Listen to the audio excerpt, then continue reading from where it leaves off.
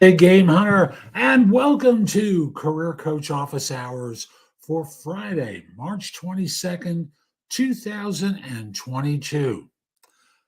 I spend time twice weekly on Tuesdays and Fridays at 1 p.m. Eastern answering questions from people about job search, hiring more effectively, management, leadership, a whole bunch of things that are designed to really help you find work, hire better, manage, lead, deal with particular workplace issues. And if you have a question for me, put it into chat. I'd be very happy to answer it. Between shows, you can also email it to me in advance at thebiggamehunter@gmail.com. In the subject line, put the phrase office hours. This way I can get it organized before the next show. I'll also mention for today that I also want to encourage you to visit my website at thebiggamehunter.us, and you'll find a ton that's available there. You can find out about my books and guides to job hunting. You can visit the blog, which has more than 12,000 posts that you can search for information that'll help you. It's not put together completely for you in your situation because I don't know what that is. I've just shared a lot of advice over the course of years, and thus it's there, it's searchable, it'll help you. However, if you want more, you can schedule time for a coaching session with me. I'd be very happy to answer your questions. Also, at this site, I have courses that are available that will help you too. And more are going to be coming out fairly soon. But in the meantime, I have a number of courses that are available through the site. I'll also mention I want to encourage you subscribe to jobsearchtv.com on YouTube or Amazon, where I have at this point more than 7,000 videos available to help you, and my podcast, No BS Job Search Advice Radio. Well, it's the number one podcast in Apple Podcasts for job search with more than 2,300 episodes over more than 11 years. No show is created anywhere near that amount of information to help you. So, again, you can subscribe to No BS Job Search Advice Radio on Apple Podcasts, Spotify, where it's a video podcast, Amazon Music, Google Play, or pretty much wherever you listen to podcasts these days. So I start off these shows with a coffee toast. So let me just reach over, fresh cup with the caffeine, because I was in that kind of a mood. And I just want to acknowledge those of you who are working hard in service to people in Eastern Europe who need help. Whether you're a refugee or you're still in Ukraine, it's a tough time, obviously. Um, if you're one of the Russian people and you're working for survival these days, a toast to all of you. You're trying your best, you're doing your best, you care. So, again, acknowledgement.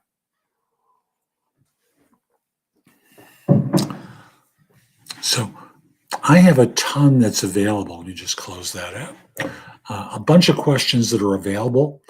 And I just want to scroll up to get to the first one. How do you tell an employer that just hired you that you found a better opportunity and are turning down their job? Well, number one, are you sure? I always start off with that premise because people are unsure about what to do. If you aren't sure, don't make the call. Talk with trusted advisors quickly, because the impact that you're going to have on that firm that did nothing wrong is you're going to hurt them, and it's going to cause a problem for them. And you want to give them enough time to recover from that problem to hire someone else. And thus, the sooner you can be formal with the decision, the better. And, just be gracious. You can call them, leave a voicemail, you can send an email or send a text. I'm sorry to do this. I've received another offer. I'm going to be joining another firm. I appreciate your consideration. You don't have to tell them it's a better offer. It's implied in your decision, but when you say that to them, you're rubbing your dirt in their face, um, and being that much more critical than you need to be.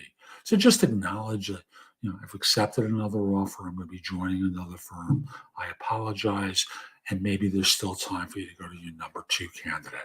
And that's why I was suggesting to do this as soon as you can, because the number two may still be available.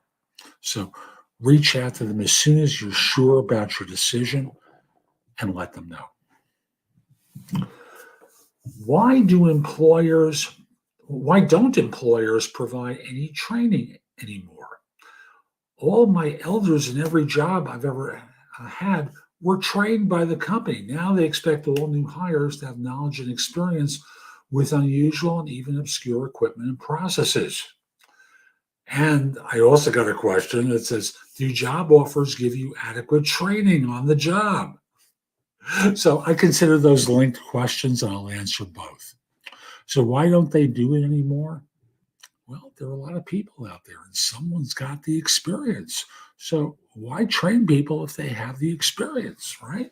And if you had a choice between someone who had the experience and someone who doesn't, you take the one who has the experience, right?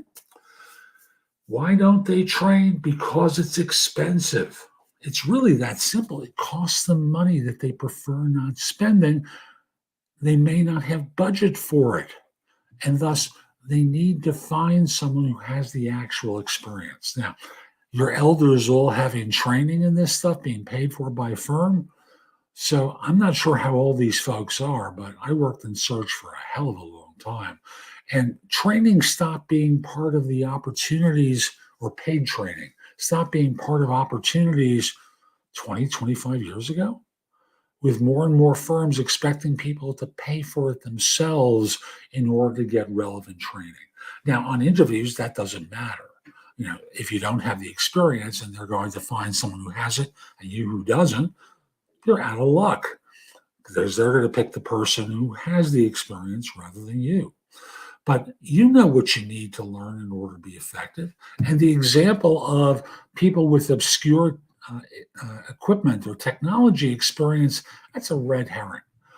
What it is that most of the time, what they want is the closest possible fit with a personality who will fit into their organization. Now, do they give you adequate training on the job? Some do, some don't. Most of the time, they don't. For the very reasons I answered the other question, it costs them money. They'd rather hire someone who has the experience than someone who doesn't. Wouldn't you? Let's go to the next question. What does it mean when a Google recruiter wants to talk to you over the phone after an on-site interview? Well, they're not going to be asking you out on a date. Let's get clear about that. What they are trying to do is to give you an update. That's it. They're trying to give you an update that's going to allow them to have an idea, to bring you up to date about what the process, where the process is, what they think of you. The update could be a rejection. Yes, they could send it as an email or a text, but they're trying to be communicative. Now, one thing I would suggest to you is, with Google, don't expect a Zoom call with them, right? Why don't you have Google Meets downloaded on your phone or device, or Hangouts, if that's your preferred way. But when all is said and done, make it easy for them to communicate with you. And what you'll find is to just try to update you on status. Okay, let's move on. What are good ways to again, linked questions? What are good ways to hire people smarter than you? And another question I received was, should you hire people who are better or smarter than you? So let's work with the assumption that a manager and their staff are different. I don't think that's an unreasonable assumption. But what you're finding, sorry, I clicked on the wrong thing there. So Let's get rid of that. Good. Well, why is that still up? I apologize. Let me get rid of that.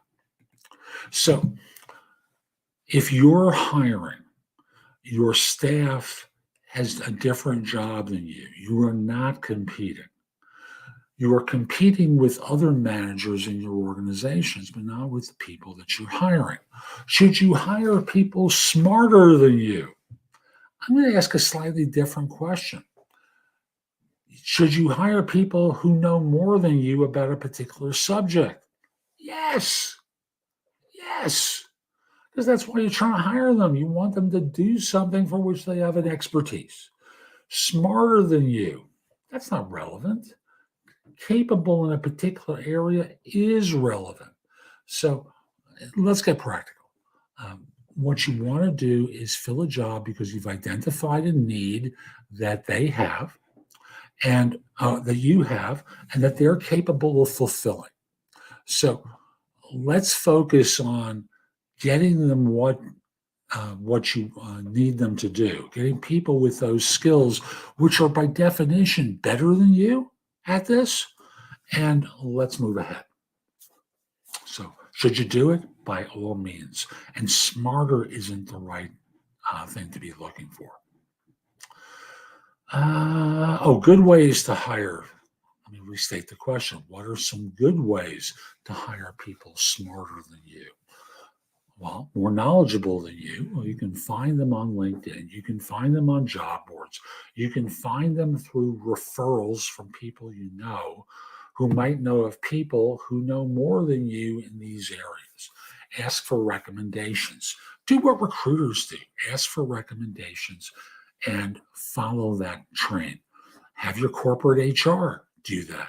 So as they're talking with people, they might just simply say, we have multiple positions available. Is there anyone else you know who might be qualified that we could also speak with? Because we're trying to hire 2 people. If that's true, you don't want to be lying to people all the time. So ask, because testimonials from others help you find people who are knowledgeable, especially from knowledgeable people, because they know what good is.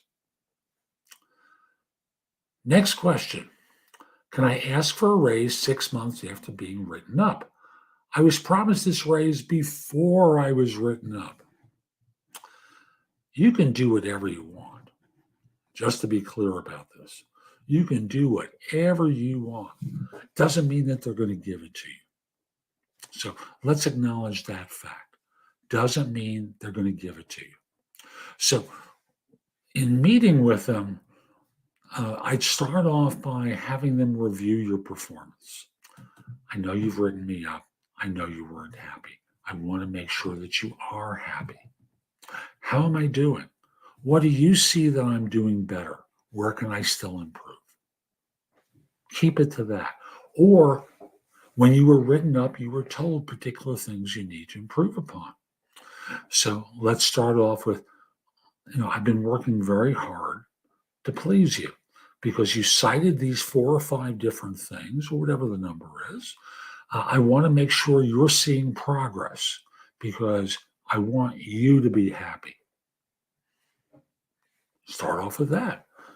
Then you conclude the conversation with clarifying questions if they're talking about, continued improvement in some areas, or thanking them for the acknowledgement that you made progress. And then from there, you can segue the conversation if they're happy with your work, not if they still need to improve some more. But let's assume that they are now happy because they scared the bejesus out of you. And now you can say to them, before I joined, I was promised a raise. I understand why I haven't gotten it yet, but I have improved. I'd like to see if you could stick by your word and give me that raise, and then move on. So they may say, not quite yet. We need to see some consistency out of you, or whatever excuse that they give. Don't expect anything, but that's the way to play it. Start with reviewing how they're seeing your progress. If they are seeing your progress, if not, ask for clarification about what you can do better. But Get their input first before asking for the raise. Does it raise suspicion during an interview if you ask, how many sick days am I entitled to every year? Suspicion's the wrong word. Um, I would say your first job should be to focus on making them fall in love. No love, no money, no hire, nothing. So focus on making them want to hire you. Once they make the offer, then you could say, could you give me a sense of vacation policy, paid time off, and whatever other benefits are relevant? Ask about 3 or 4 different benefits. Could you outline the benefits to me so I know them? Just the basics. Are there specific extraordinary benefits? You might ask a little bit later on. I know I'll talk with HR about this, at the beginning of my employment, but it's important. I need to make sure that benefits take care of my family adequately. So let's just review those, and they'll focus on insurance. And then from there, you'll say, and vacation policy? And what about sick days and personal days and stuff? You just kind of be casual about the whole thing, and you'll get that information. Just wait until they want to hire you, because other than that, it's a waste of your time and theirs. Can your potential employer contact your previous employer, even if you checked no on the job history section of your application? In other words, can they check a reference without your permission? The answer is legally no, but try and prove it. After all, if they happen to know your boss or someone else in the organization, they have the ability to call them up or send them a message and says, I'm just curious. What do you think about Jeff? That's me, by the way. What do you think about Jeff? How's this work? And they can do this very casually. Why do you want to know? Not appropriate for me to talk about, which lets you know that your manager now knows that you're looking for a job and you've been interviewing. So should they do it? No. Legally in the United States, it's not a legal thing to ask a former employer about you or check a reference about you. Legally, if you're going to be turned down, the rejection or the reasons for the rejection should be communicated to you. Let me back up for a second. If it's on the basis of references, it should be communicated to you. And you're entitled to get a summary of the information that adversely affected you so you can contest it. Try and prove it. Okay? Let's get real. No one's going to tell you they did a backdoor reference check because, frankly, they shouldn't have done that. So they're never going to disclose it for you to know. So should it be done? No. Will it be done? Maybe. And there's no guarantee. I don't like my current job, but I can't leave because I've changed jobs 7 times in recent years. It'll create a bad impression on my resume if I change again. What should I do? Well, you can change jobs without changing jobs. Can you find something internal to your organization that's going to be more pleasing to you? In other words, can you apply internally? Are there job postings because your firm is large enough that they post jobs on the website, or they post them in appropriate places in their organization? And from that, you could apply for things. The new manager, or the one that you're trying to get in with, may call your old one or your current one and say, I got a resume from so-and-so in your department. What do you think of them? That will happen. But, and expect your boss to come to you and say, I don't understand here. What is it? Why are you looking to leave and go to work for so-and-so? Well, I didn't know exactly who it was I'd be going to work for. So thank you for telling me. And the reason I'm doing it is I like working here. I just don't like the work. So I'd like to try a different department. You can try that and be very sincere and humble about it, because you're putting them in a bind. They need someone to do the job that you're doing now. They hoped it was you. You don't want it to be you. And thus, being clear cut with them and respectful just goes a long way toward keeping your reputation internally intact. Let's move on. What do you do when a recruiter reaches you, asks for your resume or CV, and then disappears? Well, you send them a message. You call them, you text them, you communicate with them and say, hey, we spoke, you seemed interested, I sent a resume, nothing. What's going on? Now, they may still ghost you, but you're trying to be gracious about the whole thing, because if you're not, it's easy for them to hide from you and just never contact you. So be polite, message them, ask the question as I did, and move ahead. I've got 2 more questions to go. And I'll just remind you, if you have a question about job search, hiring better, management, leadership, or need advice about a particular workplace issue, put that into chat. This way I can answer your questions. Okay. 2 more questions. Why do you think people are frequently afraid to negotiate a better job offer during an interview process? So I need to translate that. And my translation says, why are people afraid to negotiate a better salary while they're negotiating their job offer? Easy, because they're afraid. They're afraid to do it because what are they afraid of? They're afraid of losing the offer. It's that simple. They're afraid of losing the offer. They're afraid that they'll be turned down in their request is another example of the craziness. But the long and the short of it is they're afraid because they don't want to blow the offer, tell their friends and family that they overplayed their hand, and they just want to move on. For now, the last question is, how do certifications get you hired? And the answer is pretty simple. What they do is attest to certain knowledge in it from your experiences that's quantifiable. And thus, what they show is that you have baseline knowledge of a particular area, particular field, particular subject capability. And then from there, it's a signal to the hiring manager that you're capable. Excellent is a different thing, and they're not talking about that. What they're looking for is someone who has certain baseline skills who can perform in our work environment. So that's why it has value. It's a testament to your perseverance. It's a testament to baseline capabilities that you have. So unless I have a question from someone in the audience, I'm going to close out by saying, this is Jeff Altman, the Big Game Hunter. Hope you enjoyed today's show.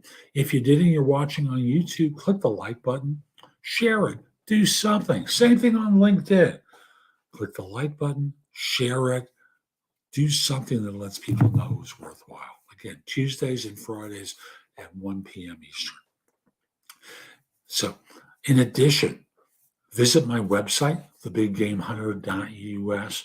You can schedule time for a free discovery call, a coaching session. You can visit my blog with more than 2,300 posts that are completely searchable. You can find out my courses, my books, and my guides to job hunting, and I've got one guide to hiring. Also, subscribe to JobSearchTV.com. It's on YouTube, and it's also available as an app for Amazon if you have a Fire TV or a Fire Stick. Also, No BS Job Search Advice Radio. #1 in Apple Podcast for job search with more than 2,300 episodes currently. So between Job Search TV and No BS Job Search Advice Radio, there's just a lot available to help you. Lastly, connect with me on LinkedIn at linkedin.com/IN/The Big Game Hunter. Hope you have a terrific day, and most importantly, be great. Take care. Ugh.